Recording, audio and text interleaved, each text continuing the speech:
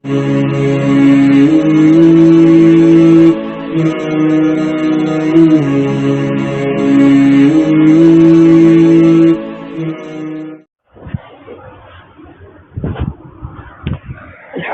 وحدہ والصلاة والسلام علی من لا نبی بعدہ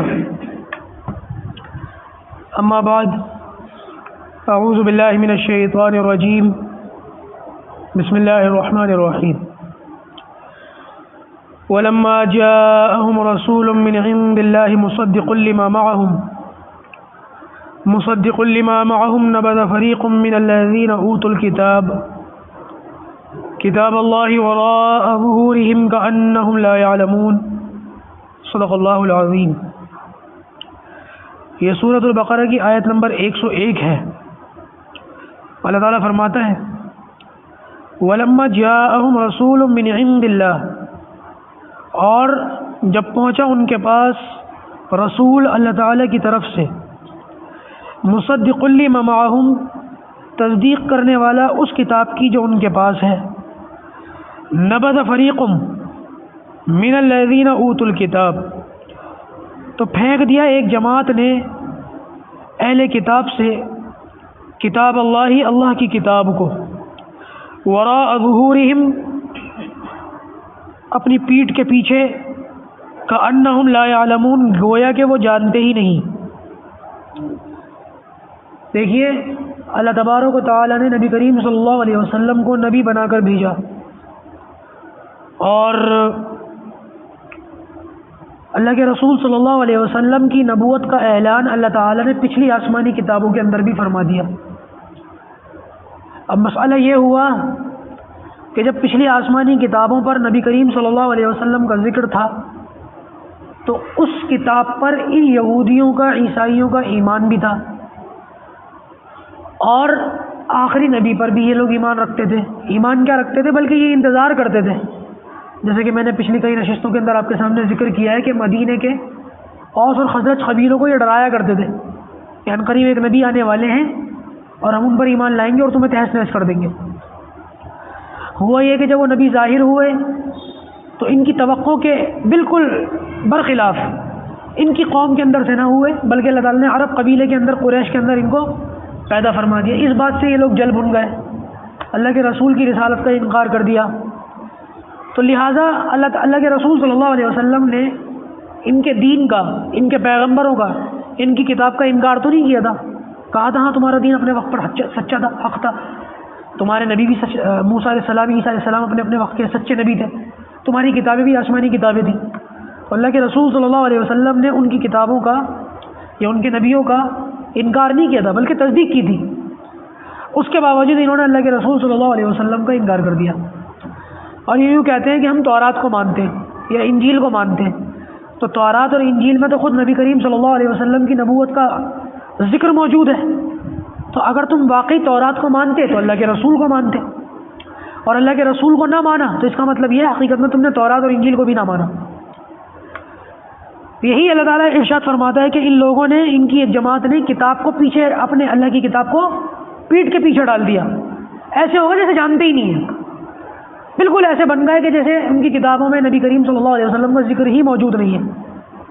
اچھا، ہم سب یہ بات اچھی طریقے سے جانتے ہیں کہ الگ الگ وقتوں میں اپنی اپنی کتابوں کا ان لوگوں نے بڑا زبردست حلیہ بگاڑا ہے، بلکہ آج جن زبانوں میں ان کی کتابیں موجود ہیں ان زبانوں میں یہ کتابیں نازل بھی نہیں ہوئی۔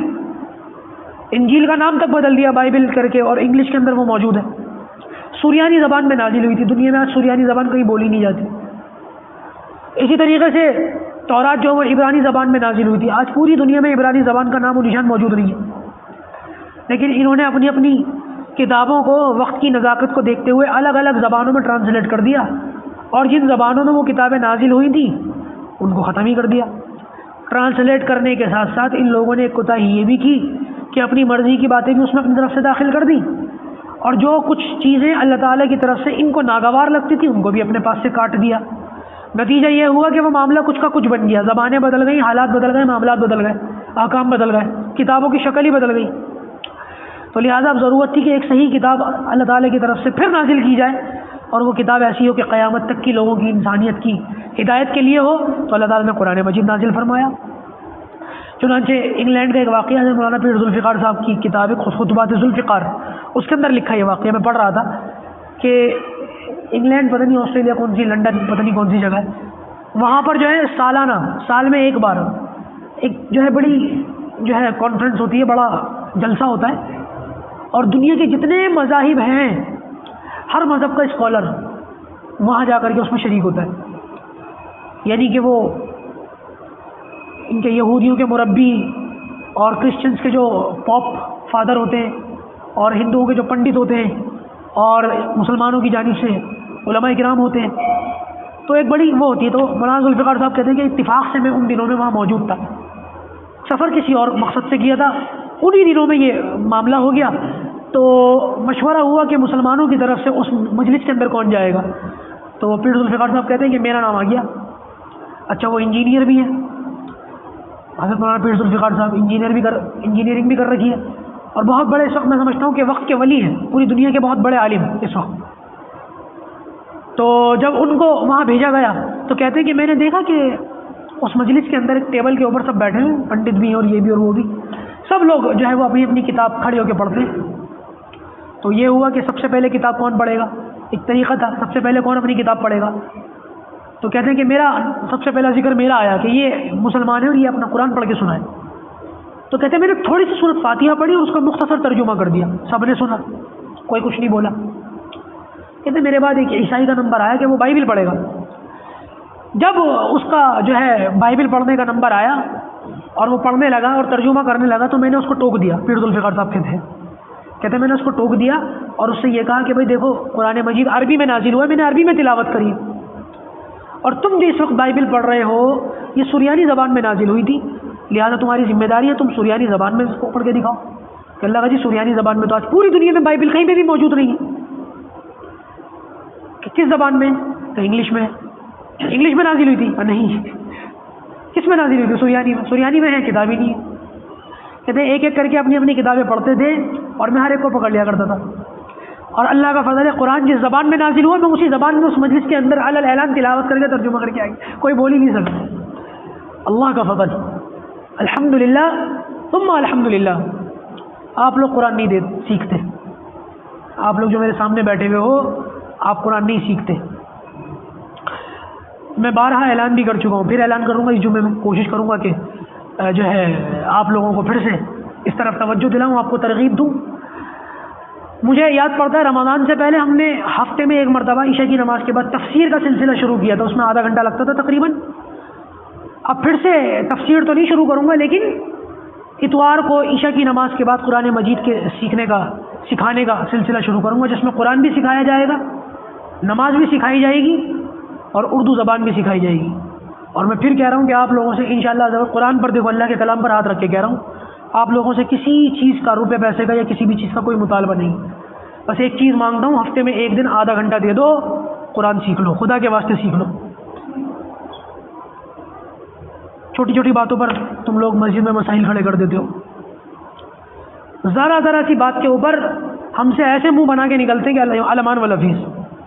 اب تو کچھ نہ کچھ چلتی رہتی ہے۔ اب ایک صحابہ ہیں، وہ کسی بات پر ناراض ہیں اور صبح فجر کی نماز کے بعد انہوں نے مجھ سے مسئلہ پوچھ لیا۔ مسئلہ پوچھا تو کہنے لگے کہ وہ یہ بتائیے کہ وہ جو ہے وہ پینٹ جو پہنتے ہیں اور اس میں گھٹنا ڈھکا ہوا ہو، پنڈلی کھلی ہوئی ہو، ایک تو ہوتا ہے نا پاجامہ پورا نیچے تھا، اور ایک وہ ہوتا ہے کچا ہوتا ہے نا، گھٹنے جو ہے ڈھکے ہوئے ہوتے ہیں خالی، اور نیچے سے پوری ٹانگ نظر آ رہی ہوتی ہے۔ تو انہوں نے مجھ سے کہا کہ اس طرح سے نماز ہو جائے گی؟ اب مجھے بتاؤ میں اس کا کیا جواب دوں، کیا جواب دوں؟ اب جواب تو وہی دیا جائے گا نا جو کتابوں کے اندر موجود ہوگا۔ میں بار بار یہ بات کہتا ہوں، ریپیٹ کرتے کرتے تھک گیا ہوں کہ ہماری کوئی بات اپنی طرف سے نہیں ہوتی۔ ہاں یہ غلطی اگر ہو جائے، بعض مرتبہ انسان سے غلطی ہو جاتی ہے، یہ ہو سکتا ہے کبھی کوئی غلطی سے مسئلہ بیان کر دیا جائے، پھر بعد میں اس کی اصلاح بھی کر لی جاتی ہے، لیکن یہ تو نہیں ہو سکتا کہ غلط مسئلہ جان بوجھ کر کے بتایا جائے تاکہ لوگ خوش ہو جائیں، یہ تو نہیں ہو سکتا۔ تو میں نے ان کو بتایا، میں دیکھو مسئلہ یہ ہے کہ اگر کسی کے گھٹنے ڈھکے ہوئے ہوں، گھٹنا کیونکہ سطر ہے اور سطر کا ڈھکنا فرض ہے، اگر کسی کے گھٹنے ڈھکے ہوئے ہوں تو بہرحال نماز اس کی ہو جائے گی. ہاں تقوی کے خلاف ہے کہ ٹانگ جو ہے ننگی کر کے آ رہا ہے، نماز بہرحال ہو جائے گی. کہ تم لوگوں نے یہ بڑا عجیب حساب بنا رکھا ہے مفتیوں نے، نماز بھی ہو جائے گی تقوی کے بھی خلاف ہے. بھائی تقوی کے خلاف ہے تو نماز کیسے ہو جائے گی؟ اور نماز ہو جائے گی تو تقوی کے خلاف کیسے؟ یہ تمہارا حساب سمجھ میں، یہی الفاظ تھے، یہ تمہارا حساب سمجھ نہیں آتا. میں عالموں کا، مفتیوں کا داڑھی منڈے تھے، تو میں نے ان سے کہا، میں نے کہا بھائی وہ پہلی بات تو یہ سمجھو کہ شریعت ہمارے باپ کی تو ہے نہیں. میں نے یہی کہا، جو شریعت کہے گی وہی مسئلہ بتاؤں گا، نہ میں اپنی طرف سے کوئی آدھی بات چھپاؤں گا اور نہ اپنی طرف سے کوئی آدھی بات بڑھاؤں گا. دوسری بات یہ بتاؤ داڑھی کاٹنا کیسا ہے؟ میں نے پوچھ لیا، تھوڑا سا آگے گئے تو پوچھ لیا، میں نے داڑھی کاٹنا کیسا ہے؟ کہہ رہے جائز نہیں ہے. میں نے کہا داڑھی کاٹ کے نماز پڑھو گے تو ہو جائے گی، بغیر داڑھی کے تیری نماز تو ہو رہی ہے، اور دوسرے کے لیے بھی تو گنجائش رکھ. بڑی کھجلی ہے ہمیں دوسروں کو دیکھنے، کون کیا پہن کے آ رہا ہے، کون ننگے سر آ رہا ہے، کون کہاں کھڑا ہو رہا ہے صف میں، بڑی کھجلی اللہ کی قسم. دیکھو بھائی، میں اللہ کا کلام سامنے رکھا ہے، اس بات کو میں صاف صاف واضح طور پر کہہ دوں کہ اگر ہماری ذات سے یہاں پر بیٹھے ہوئے ہم اپنا دین کا کام کر رہے ہیں، اگر ہماری ذات میں کوئی کمی ہے علماء کے تعلق سے، میں اپنے لیے بھی کہہ رہا ہوں اور دیگر علماء کے لیے بھی یہ بات کہہ رہا ہوں، اگر ہماری ذات سے کسی کو ناراضگی ہے کہ بھائی یہ ان کے اندر یہ کمی ہے یا ایسا ہے ویسا ہے، وہ تو ایک الگ سی بات ہے، اس میں تو آپ ناراض بھی ہو سکتے ہیں اور انشاءاللہ آپ کو شکوے شکایت دور کرنے کا موقع بھی دیا جائے گا، اور ہم بھی انشاءاللہ کوئی غلطی کمی بیشی ہوگی تو ہاتھ جوڑ کے معافی بھی مانگیں گے. لیکن اگر دین بیان کرنے کے اندر آپ لوگ ناراض ہو گئے تو بھائی ایسے لوگ بھاڑ میں جائیں، مجھے پرواہ نہیں. دین تو جیسا کا تیسا بیان کیا جائے گا، اس کے اندر نہ کمی کی جائے گی اور نہ لوگوں کو خوش کرنے کے لیے کوئی مناسب تعویل کی جائے گی. یہ نہیں ہو سکتا، ہمارے بس کی یہ بات نہیں ہے. یہ مسلح امانت ہے، یہ ممبر امانت ہے. کسی کو خوش کرنے کے لیے باتوں کو توڑ مروڑ کر میں بیان نہیں کر سکتا، اللہ کا فضل ہے. تو آپ لوگوں سے عرض یہ کر رہا تھا، ان ساری کمیوں بیشیوں کو دور کرنے کے لیے ضرورت اس بات کی ہے کہ قرآن والی قوم قرآن سیکھے. اپنا تھوڑا سا وقت نکالو اور انشاءاللہ جمعے کی نماز کے بعد، یہ جو آ رہا ہے 2-3 دن کے بعد جمعہ، اس میں ہم ایڈمیشن لیں گے اور بہت لمبا چوڑا چکر نہیں چلائیں گے. ہر بار رمضان آتے ہیں اور وہ لاک ڈاؤن لگ جاتا ہے اور کچھ نہ کچھ معاملہ ہو جاتا ہے، وہ گاڑی اٹک جاتی ہے. بس انشاءاللہ جمعے کو ایڈمیشن ہوں گے، چاہے 4 آدمی آ جائیں، مجھے پرواہ نہیں. اتوار سے میں کلاس شروع کر دوں گا، اتوار کی عشاء کی نماز کے بعد سے ہم باقاعدہ اپنی کلاس شروع کر دیں گے. کچھ معاشرے کی صورت تو بدلے، کچھ لوگوں کے حالات تو بدلیں. ساتھ دیں گے آپ لوگ انشاءاللہ؟ سیکھیں گے قرآن؟ کون کون سیکھے گا بتاؤ، ہاتھ اٹھاؤ. جس کو آتا ہے وہ بھی انشاءاللہ نیت کر لو. وجہ اس کی یہ ہے کہ اگر ہمیں قرآن آتا بھی ہے تب بھی اگر ہمارے قرآن میں کوئی کمی بیشی ہوگی تو کم از کم وہ دور ہو جائے گی، ہے نا. اور قرآن کے ہر لفظ پر ہمیں 10 نیکیاں ملیں گی، ہر لفظ پر 10 نیکیاں انشاءاللہ. ہفتے میں ایک دن بیٹھیں گے، کوئی بڑی بات نہیں ہے. ہفتے میں ایک دن سسرال بھی تو جاتے ہو نہیں جاتے ہو؟ روزانہ IPL دیکھ رہے ہو، 2-3 گھنٹے اس میں خراب کر رہے ہو، 15-20 منٹ آدھا گھنٹہ نہیں دے سکتے؟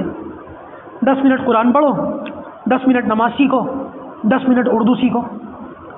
اللہ بھی خوش ہوگا، آپ لوگوں کو بھی اپنے اندر خود بدلاؤ محسوس ہوں گے انشاءاللہ عز و جل.